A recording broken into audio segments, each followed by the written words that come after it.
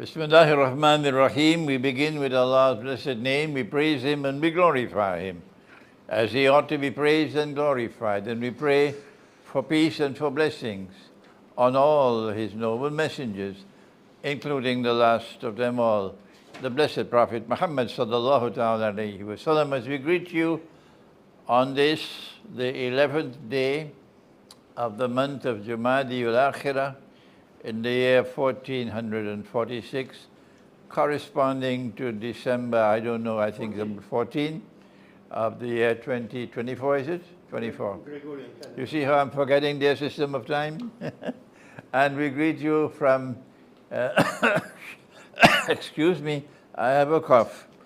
So we greet you from Shah Alam, close to Kuala Lumpur, in Malaysia, with Assalamu alaikum wa rahmatullahi wa barakatuh. And today we're going to do what you've been waiting for more than 1 week, more or more. All around the world, people have been waiting for us to respond to the events in Syria. And I am honored to have with me my friend and brother, my learned brother, Dr. Olsi Yazaji, who lectures at the International Islamic University in Malaysia, and who is an expert on Ottoman history. And we are planning, he and I, to have a one-day session in Malaysia in the month of May, I hope, which will be fascinating. Fascinating. We will look at the history from the time of the beginning of the Zionist movement in 1897 until the First World War, and look at that period of history and teach that period of history with a man who has the expertise that I don't have.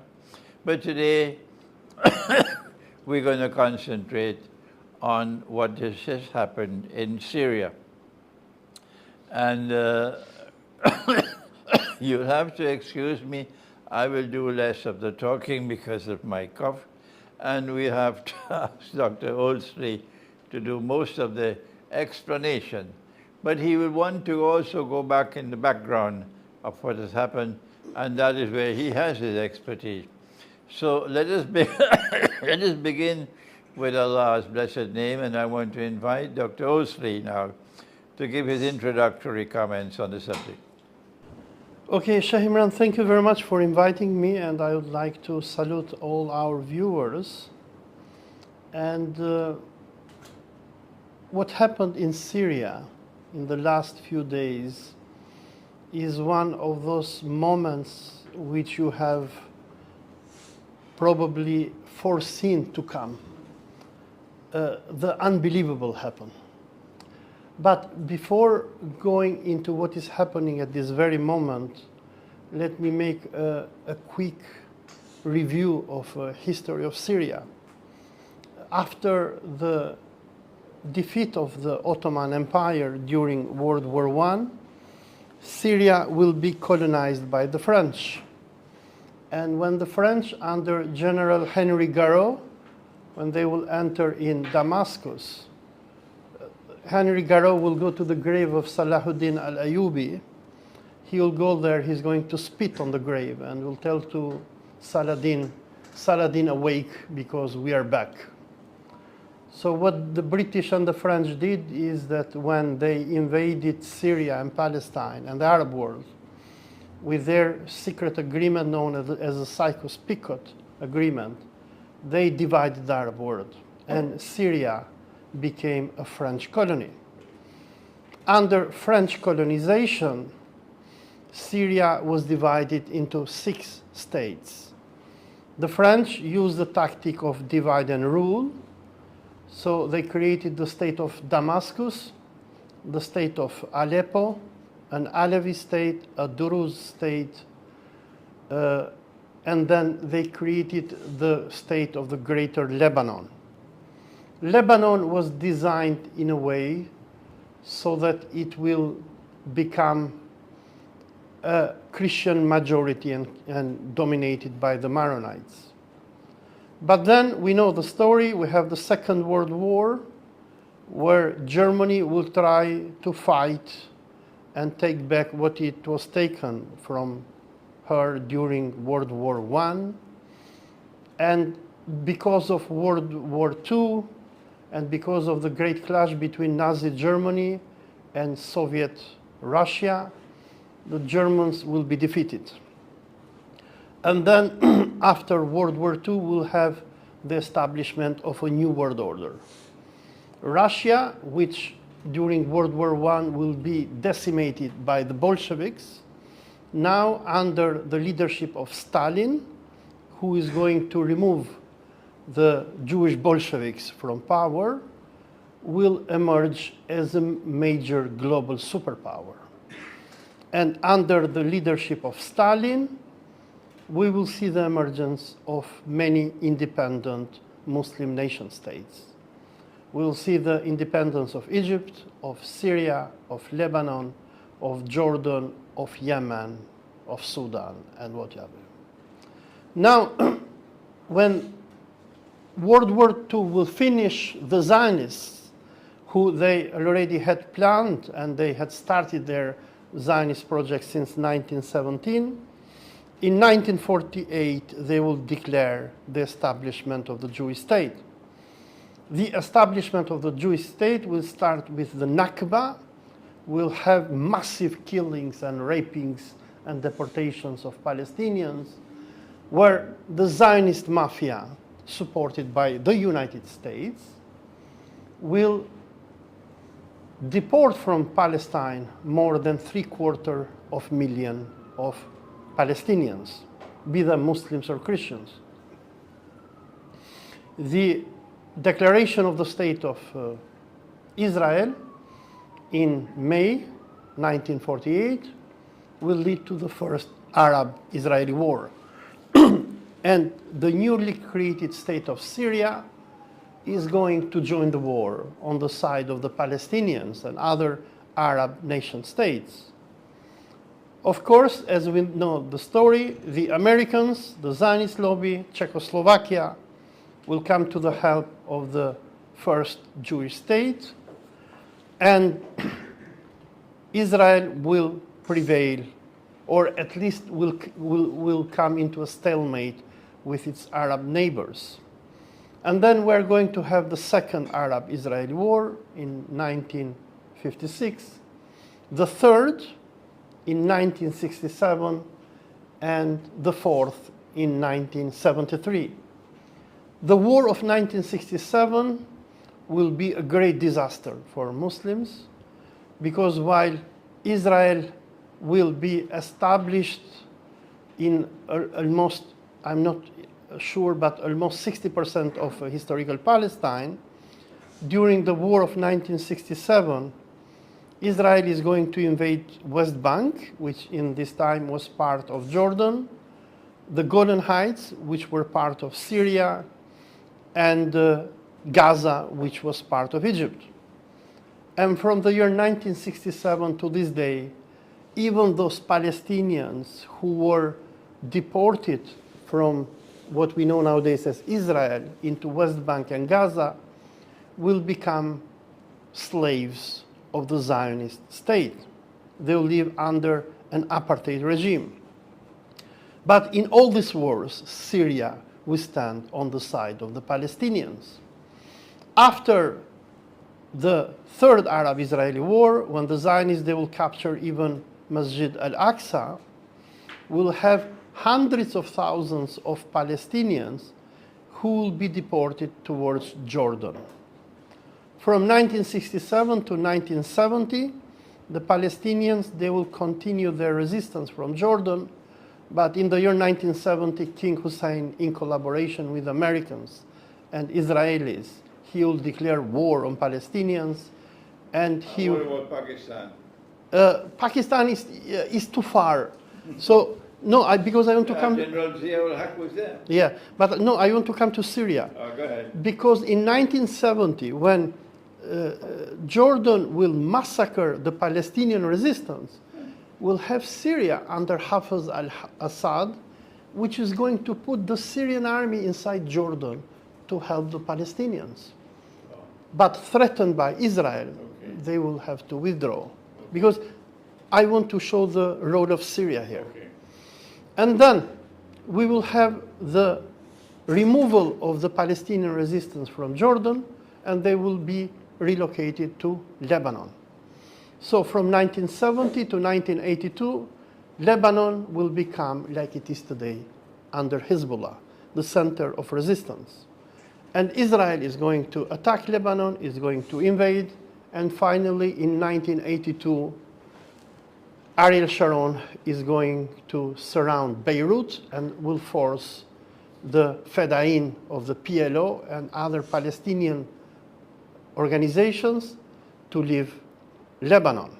But in this time we have Syria, which is always standing on the side of the Palestinians. During the Fourth Arab-Israeli War of 1973, Syria is again going to fight against Israel and join Egypt of Anwar Sadat.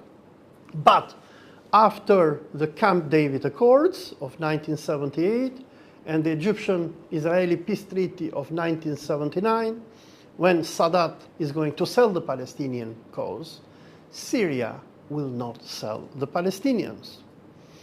And after the Israeli invasion of Lebanon, which will last until 2000, it will be Syria which is going to support the Palestinian resistance, and it will be under the supervision of Hafiz al-Assad that in 1982, after Israel will think that they defeated the Palestinian resistance, that Imam Khomeini will create the Hezbollah.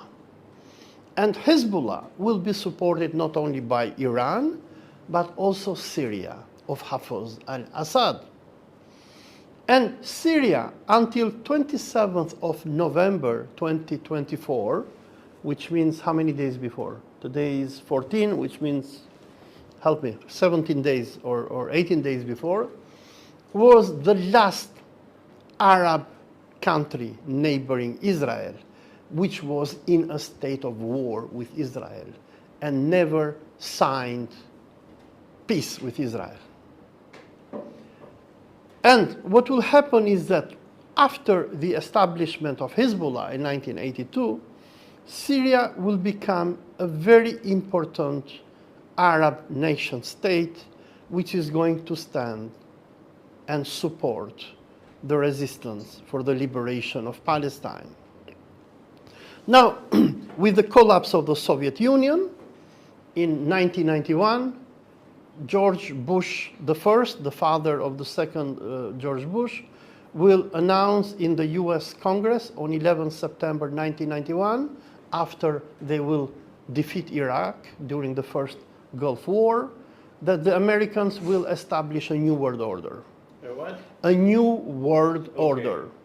And in his speech in front of the US Congress, George Bush will declare that we no longer have a stalemate when it comes to the United Nations because the Soviet Union is not there. And the time came for the Zionist America to shift its war from the war against communism to the war against Islam. And after the destruction of Iraq during the first Gulf War, and after the infamous speech of George Bush in the US Congress on 11 September 1991, exactly 10 years after, on 11 September 2001, we'll have the 9/11 attacks, which we all know they were staged. We just had a Yeah. discussion. They were staged. Dan Hanley on 9/11. Yes. So they were staged by the Zionist American Empire. Like Nero in the ancient Rome, who burned Rome in order to blame the Christians, Bush II copied the same textbook of the Roman Empire. But what will happen starting with Bush I, the American empire is going to declare a global war on Islam. But at first, the Zio-American empire will go against Arab nation states. So they will have the first Gulf War, and then the second Gulf War. Then before that we'll have 9/11 and the invasion of Afghanistan. Then we'll have the destruction and the division of Sudan, destruction of Somalia, the civil war and division of Yemen, the killing of Muammar al-Gaddafi in 2011 by NATO. So, like General Wesley Clark has shown, that after September 11, 2001, the Zionist American empire thought that it was ready to give the final blow to the Arab world, which they did it. But the only country which held until 27th of November 2024 was Syria. But what the Americans did in the era of the Obama administration, when you, Sheikh, in the time you became very famous because you foresaw what was coming, the Zionist American empire made an alliance with the Wahhabi Takfiri groups, and they unleashed this medieval beast against the Arab states. I like that name, medieval beast. Yeah, it is a beast. I call them the Dajjal's warriors. Yeah, but they're a beast. And this medieval beast was used against Egypt. They planned to divide Egypt, but later they changed their mind because they saw that Egypt could become much more dangerous divided. They unleashed this beast against Tunisia, against Libya, and against Syria. So Syria had to witness one of the most brutal wars in the modern history of humanity. It was a civil war, where these beasts of organizations like ISIS or Daesh, Jabhat al-Nusra, Al-Qaeda, and whatever CIA knows how to form and create, they started mass killing Muslims and Christians, raping people. And as we speak, as of today, the population of Syria, which before 2011 was around 22 million, if I'm not wrong, today only 10 million are left. 10 million. 12 million Syrians were forced to leave Syria. And 6 million of these are in Turkey, and around, if I'm not wrong, 3 million should be in Germany. So what happened is that Israel achieved one of its most impressive successes in modern history, because we know what the Zionists want. They want to create the Eretz Israel, or the Greater Israel. And this Greater Israel should extend from Iraq to the Nile River in Egypt. But Syria, after the 1979 peace treaty that Israel will have with Egypt, Syria was the greatest headache for Israel, because Syria was standing next to Israel.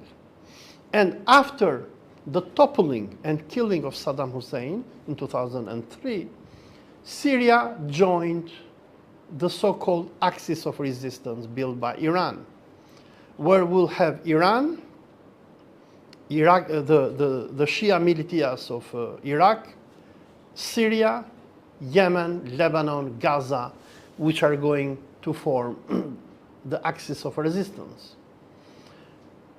The axis of resistance will come to the support of Syria during the bloody civil war from 2011 to 2016, 17, and Iran, together with Russia, will help the Syrian Arab Republic to prevail against international terrorism. But while Turkey, which was a major country, which joined the Zionist alliance in 2011 and supported the Takfiri groups to go and burn Syria, in 2015, Erdogan will come into a conclusion and he will understand that the Americans had cheated him. Because when the Turks joined the war against Syria in 2011 and 12, they were promised by the Americans that they will become the new pashas of Aleppo and Damascus. But what happened is that the Americans, they were not killing Assad, they were neither destroying Daesh. Their game was simple: divide and rule. Make every Muslim go and kill other Muslims while Israel will rule. So in 2015, when Turkey understood its mistake, it joined the so-called Astana Agreement, where Turkey, Russia, and Iran, they agreed to stabilize Syria. Erdogan fired his prime minister, Ahmet Davutoglu, and what happened few months later, the Americans, they are going to unleash the Gulenists and will have a coup against Erdogan in July 2016. Erdogan will be saved by Russia. The Russian Secret Service, who is going to understand what the Americans are up to, they are going to alert Hakan Fidan, the chief of MIT, or Turkish Secret Service, and thanks to Russia, Erdogan will be alive. But what happened is that with the start of the, I would call that probably the fifth Islamic-Israeli war, which started by Hamas on 7th of October 2023, when on behalf of Hamas will have Iran, Libya, Yemen, Syria, and Iraq join the war. When this war will start, Turkey, instead of joining this Islamic coalition, it just stayed and kept on trading with Israel. While Erdogan was denouncing Israel, Turkey was one of the main trading partners of Israel. During the more than 1 year Islamic-Israeli war, which happened from October 7, 2023 until 27 November 2024, Iran, Syria, Iraq, Yemen were all bombed by the Anglo-Zionist Empire. The British, they bombed Yemen, they bombed Syria with the Americans, they bombed Iraq, Israel the same, but the Axis of resistance responded back. And this war caused so much damage to Israel. Israel is a very small country. Yes, it is a military garrison of the Western Crusade, but it was never meant to fight long wars. Moreover, Israel does not have the strategic depth that many Muslim countries have. But during this war, Israel committed genocide in Gaza, where it killed probably as many as 200,000 Palestinians. It massacred and flattened Lebanon. It killed, according to me, the president of Iran, Ebrahim Raisi. Before this, the Zionists, they assassinated Qasem Soleimani.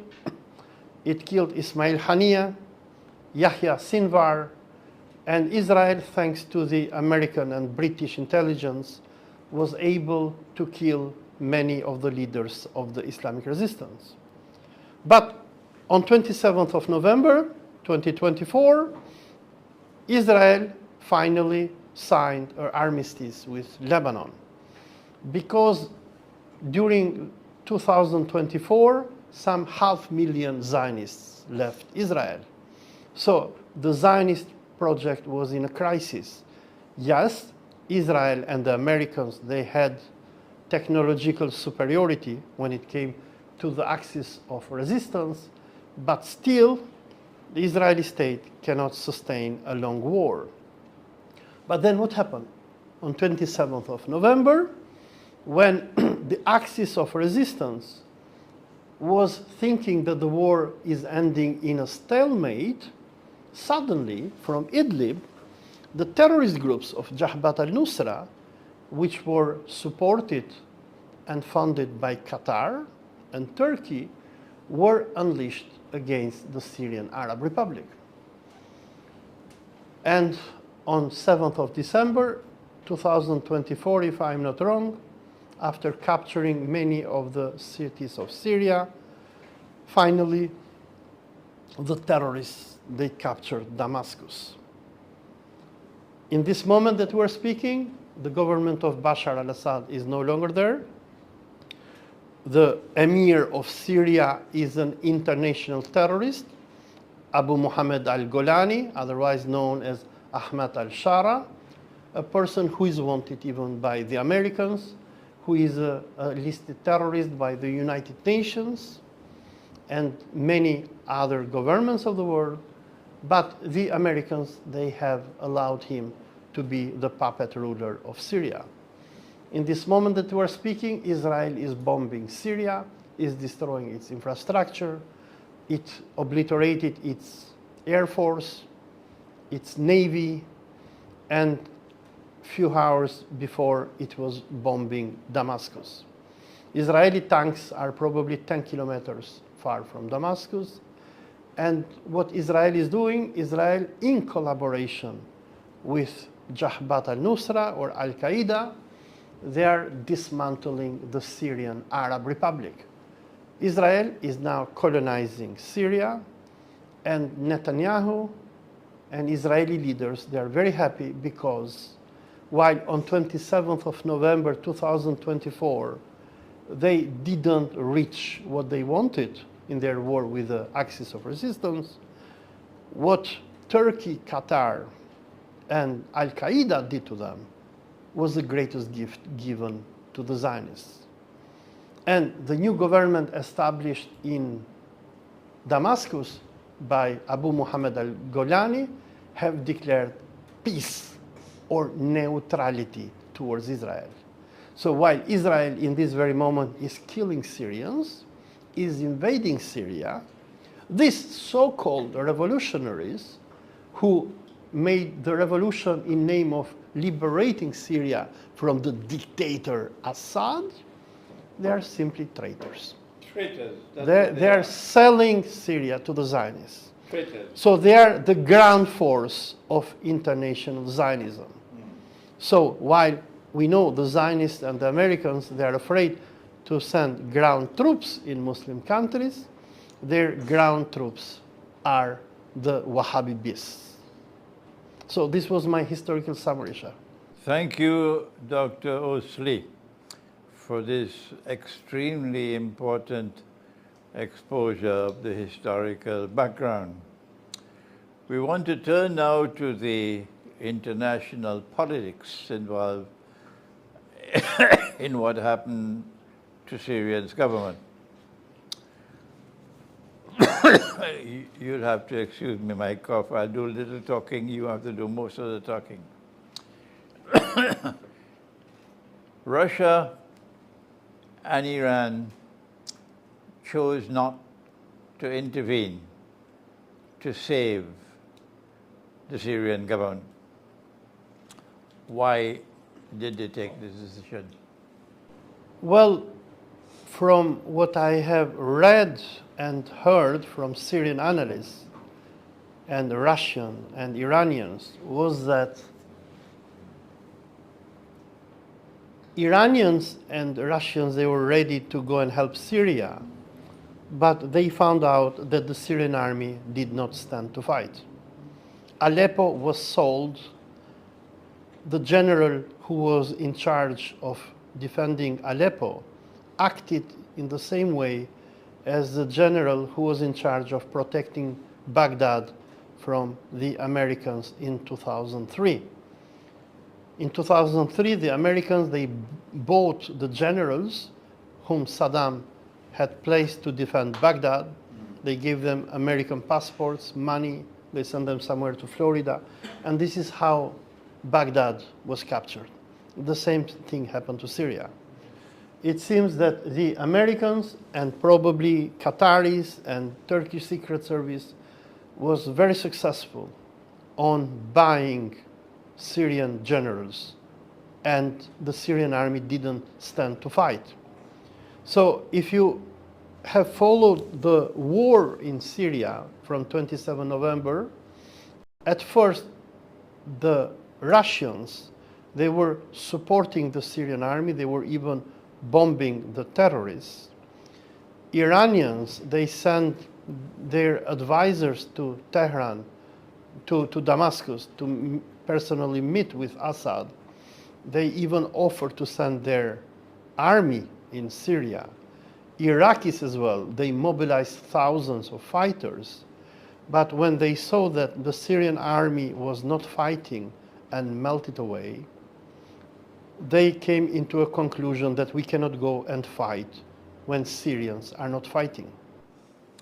The Syrian army has been fighting for the last 10 years. And they've done that with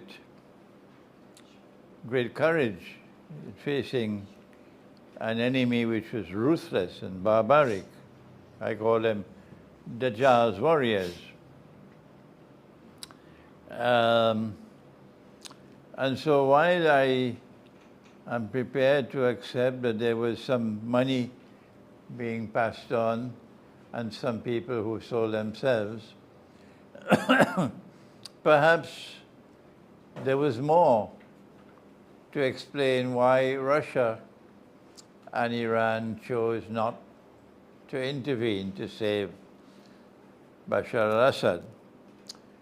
And as soon as that was clear to him, that they were not going to intervene, he then chose to hand over power peacefully and leave the country, which I think was a sensible thing that he did because it saved so much fighting and killing.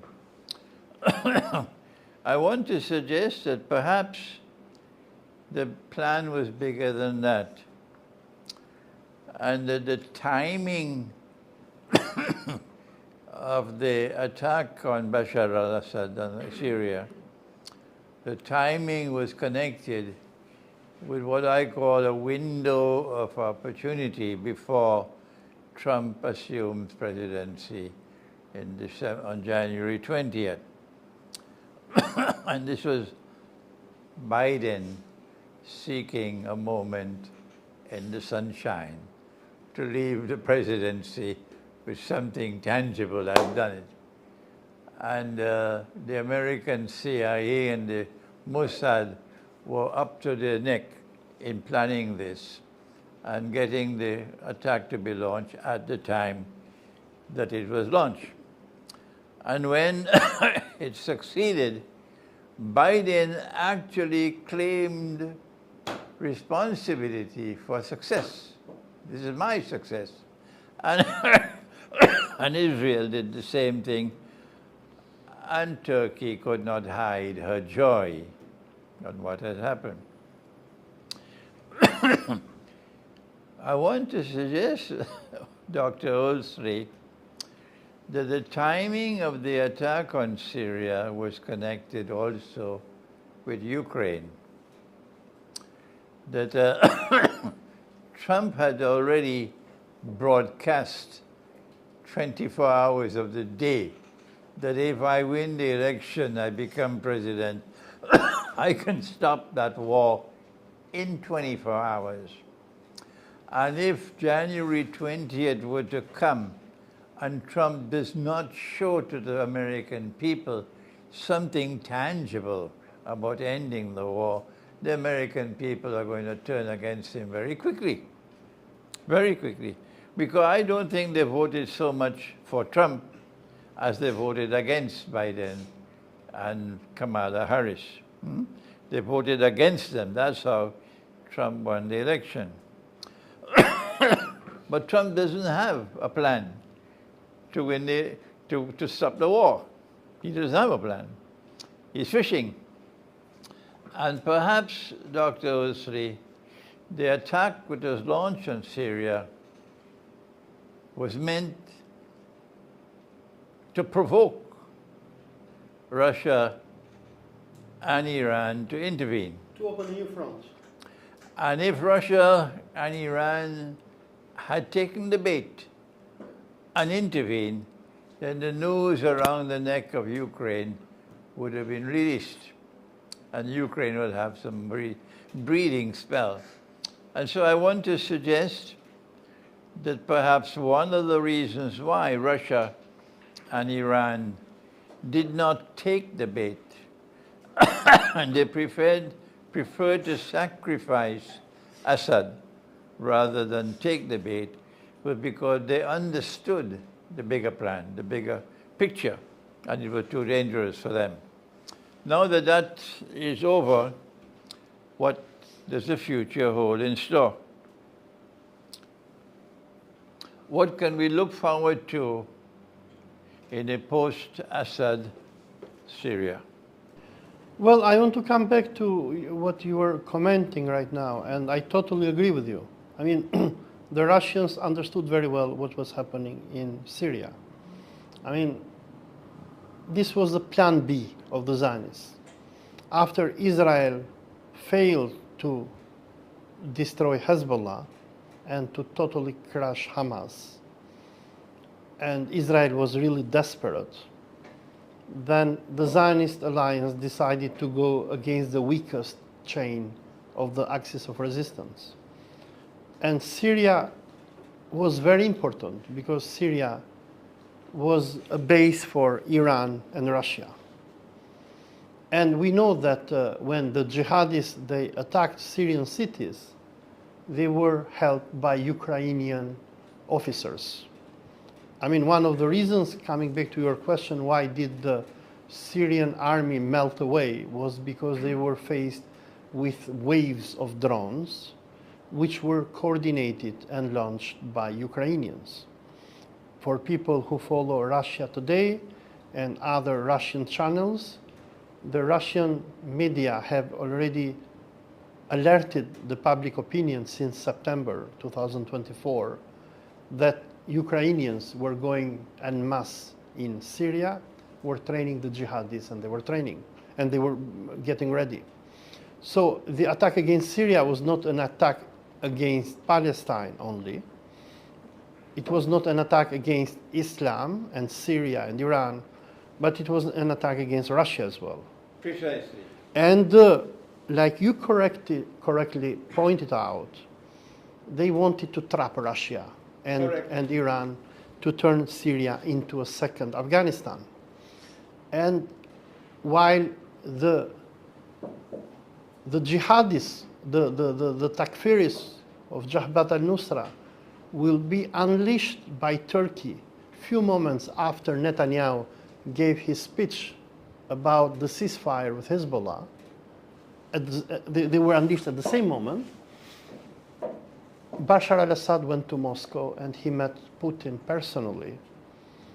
And he went on 28th of November. And after returning to Syria, probably he knew what was coming. And as we have seen, he had prepared himself to evacuate. But what the Zionist empire wanted to have Syria turn into a second Afghanistan for Iran and Russia, I think that what the Russians did by calling Assad to go to Moscow is that they called the Turks to come in. And we are going to see in the coming months that Syria will not have peace. Syria will not have peace. Syria is becoming a second Afghanistan where we will have everyone fighting against everyone. Right. We'll have the Turks, who they fell into the trap because now they have to maintain Syria. They have to stabilize Syria. Who is going to fund them? Qatar? For how long? So we'll have the jihadists supported by Turkey and Qatar, the Jabhat al-Nusra or Tahrir al-Sham.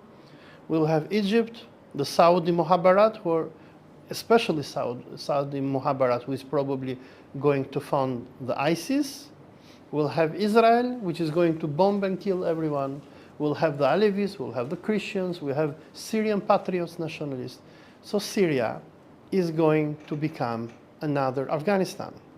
Now, when we see the bigger picture, because I was having this discussion yesterday with another TV station, is that some members of the axis of resistance, they are sad about what happened to Syria. But I told them, don't be sad, because chaos is not bad. Because? Chaos and anarchy is not always bad. Okay. I mean, chaos. And the Zionists, they thought that by toppling Bashar al-Assad, they're going to win. They're going to secure their borders. But it is not so. Because like Mao Zedong said, anarchy is really great. Anarchy helps you do more than when you have a stabilized government. Look at Iraq. Until 2003, Iraq was ruled by Saddam Hussein, and the axis of resistance couldn't do anything. When the Americans entered in Iraq and they toppled Saddam Hussein, you have, of course, you'll have Al-Qaeda and Daesh, but you'll have also the axis of resistance. So while the Zionist empire, they thought that by taking out Assad, they will weaken Russia and Iran, I don't think so. Good. The Syrian regime, which has ruled over Syria how much, 3 decades or more, was an Alawi regime. And therefore, from our perspective, had no Islamic credentials. Alawi is far removed from Islam. Yeah. The positive thing about what has happened is that while we mourn the collapse of a government which was resisting Israel with credibility, we mourn the collapse of that government. But there is a silver lining that now there's greater clarity that the Alawi are gone. And as you just mentioned, that Syria would now become another Afghanistan. I was saying Syria is going to become another Libya, meaning a civil war. In Afghanistan, it is not so much a civil war, but a fight against the Americans. But in Libya, it's certainly a civil war. And we are now anticipating that that is what is going to happen in Syria. And the forces of Islam are now going to be able to emerge with greater clarity than was possible before. So this is one of the positive things which has happened. But now for the future of Syria, we're seeing Israel destroying Syria's military capacity to resist Israel. And it's going to take a long, long time before Syria can ever pose a threat to Israel. But I want to concentrate now on Syria's territorial integrity and what is likely to now happen with both Israel and Turkey attempting to grab parts of Syria, and how is Iran likely to respond? Well, what happened on 27 November 2024, in my opinion, what Erdogan did is one of the greatest mistakes in his life. There was an agreement between Netanyahu and Erdogan, but we don't know the content of it, but history is going to tell us. But what happened on 27 of November, there was like what Hitler did with Stalin during World War II, the so-called Ribbentrop-Molotov agreement, when the Soviets and Nazis, they divided Poland. Poland, yeah. Yeah. So the situation in Syria is very similar to the Ribbentrop-Molotov agreement. So Erdogan and Netanyahu, they agreed to divide Syria. But we know what happened after the Ribbentrop-Molotov agreement. Hitler went and attacked Soviet Union.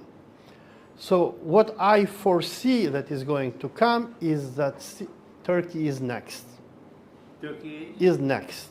Next. Yes. I mean, look, while Israel is bombing all Syria, and probably in the coming few weeks we might see Israel probably even invading Damascus or the areas around Damascus, because I mean the Zionists, they say it openly. They say that Damascus area and Syria belongs to them. We are going to see a major clash between the terrorist groups supported by Turkey, by fighters of the axis of resistance, and there will come a moment when Turkey will have to intervene to support its jihadists. Now, the reason why Turkey entered in Syria was because the Turks knew that Israel was supporting PKK and the Kurds. So Turkey sold Palestine for Kurdistan, to say it simple. Because the Turks, in their foreign and internal policies, they don't care about Palestine and Islam. They are like the Jean Turks. They are nationalists. Nationalism, Turkish nationalism. So while Erdogan talks about Islam and Palestine, if you see to what they practically do is that they take care only about their nationalist agenda. Their God is a Turkish God. They follow the path of Ataturk. So you can see from Turkey's intervention in Azerbaijan against Armenia, Turkey's intervention in Cyprus, the military conflicts that the Turkish Republic has done since its creation have never been about Islam, have been about pan-Turkism. And Turkey's entry into Syria was because they knew that the Americans and the Zionists, they wanted to create a Kurdish state, and Turkey entered in Syria in order not to allow this Kurdish state to be created. Yeah. But now what is going to come is that, like Stalin and Hitler, they had disputes about the way how they were going to divide Europe. In this moment, Turkey and Israel are in a direct conflict. Erdogan made the greatest mistake of his life by entering into Syria. Assad was the best person for everyone. He was the best for, not probably the best, but he was the good guy for the Iranians, for the Russians, but for the Turks as well. Because Syria was serving as a buffer state between Israel and Turkey. But now, and we know the arrogance and the power of the Zionists, mark my words, Turkey will be next. And when Turkey intervened into Syria, then I was reminded of your words, Sheikh, and the hadiths that you mentioned, where our Prophet ﷺ mentioned that Istanbul, Constantinople, is going to be invaded. I do not know who is going to invade Istanbul. Will it be the Zionist empire? It's not Istanbul. Yeah, you call it Constantinople. لَتَفْتَحَنَّ الْقُسْطَنْطِنِيَّةَ. You will most certainly conquer Constantinople. وَلَنِعْمَ الْأَمِيرُ أَمِيرُهَا وَلَنِعْمَ الْجَيْشُ ذَلِكَ الْجَيْشُ. You will most certainly conquer Constantinople. And he praised the army and he praised the commander. And that conquest of Constantinople is prophesied to take place 7 years after the Great War, which is around the corner. Another hadith speaks of 7 months. All right? And I don't think Erdogan is going to be on this side in that war. He and his people are going to be on that side. And the Muslim army will sweep them away. My Islamic eschatological analysis of that war is that we will conquer Constantinople so that we can return Hagia Sophia to those to whom it rightfully belongs. That what the Ottoman Empire did in taking a Christian cathedral and converting it into a masjid was shameful, was disgraceful, and sinful. But you know my views on this subject. And when, excuse me, when we return Hagia Sophia to the Orthodox Christian world, that will cement the friendship and alliance between our two peoples. Dr. Olsi, my book, The Quran and Russia's Destiny, which I wrote after meeting with Russian Foreign Minister Sergei Lavrov, and he asked me to write on the subject. That book, we were waiting for the foreword to be written by Professor Alexander Dugin. He's finished that. He wrote a beautiful foreword. And that book should go to the printry here in Kuala Lumpur in the next few days, inshallah. And I am hoping and praying by Allah's kindness and grace that that book might help the process of re-educating our people. That there is a destiny ahead of us in which the two people are going to come together in friendship and alliance. And what is going to happen now in Syria, in the civil war which is coming, is connected with the alliance between Muslims and Christians, which is with which history will end. My cough is now bad, and if any of you have any questions to ask Dr. Olsi? Before going to questions, I just wanted to add something about Dugin, because after Damascus fell, Alexander Dugin wrote on his Twitter profile that, if I can paraphrase it, that he was very upset with Erdogan, and he told him, "We saved you in 2016, and you stabbed us in the back, but we're not going to save you again." And also Dugin said that what is happening today in Syria and in Palestine, we have, if I'm not wrong, 3 or 4 eschatological views competing each other. We have the Zionists, who they think that this is their time and Mashiach will come. We have Muslims, who they think that this is Akhir Zaman and Dajjal is coming.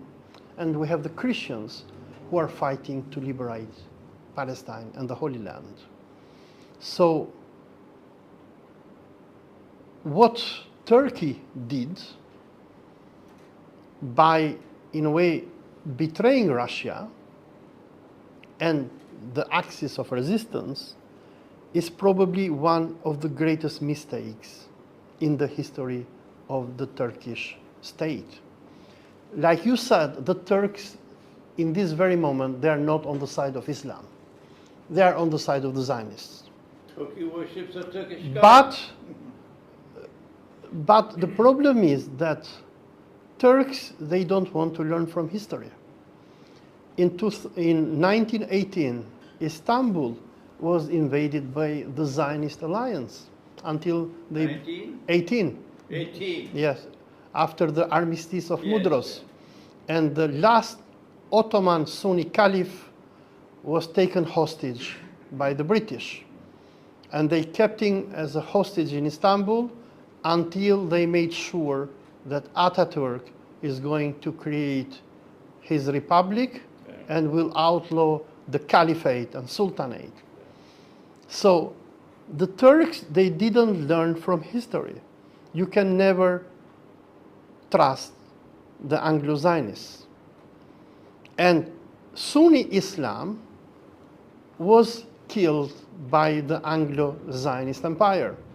The caliphate of Abu Bakr, which Hazrat Abu Bakr established, continued until 4th of March 1924, when Ataturk outlawed it. And Erdogan, which claims to be a pious Muslim, what he did, unfortunately, today, he is like Sharif Hosein, who in 1916 betrayed the Ottoman Caliphate and joined the Zionists. And we know what is the and we know what was the end of Sheriff Hosein. £7 million they got. And we know what was the end of Sheriff Hosein. Yeah. And we also know what was the end of Saddam Hussein, because And Abdulaziz ibn Saud as well. yes, but Israeli government, the foreign minister, who is now Minister of Defense, Israel Katz, has officially warned Erdogan that you are going to end up hanged like Saddam Hussein. So the Zionists today, they are using Turkey and Erdogan like they used Saddam Hussein against Iraq from 1980 to 1988.